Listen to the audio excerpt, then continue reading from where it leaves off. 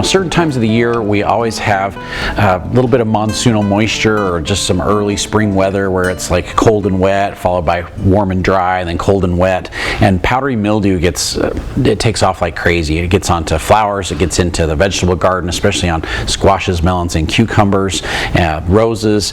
It gets on all kinds of different plants, maples especially, and it makes them look like somebody sprayed flour on the leaves. So just this white powdery mildew shows up on the plants, and it can do quite a bit of damage. So on this columbine, the flowers look great, but the leaves are looking really dusty, and it's not because it's dust. This is a disease called powdery mildew, and it's really quite easy to control, and it works better if we can prevent it instead of have to try and cure it once it happens already. If you want to go with a natural option, the copper soap from Natural Guard really does a great job. The copper soap is completely organic, controls powdery mildew. It's safe to use on fruits and vegetables, excellent to use on your cucumbers or your squashes or your melons, your pumpkins when that time comes. Usually early August is when the mildew starts to take off and all of a sudden the plants just start dying back. So the copper soap is great to use on edibles right up to the day of harvest. The F-stop from Fertilome also is excellent for mildew and a lot of other diseases as well,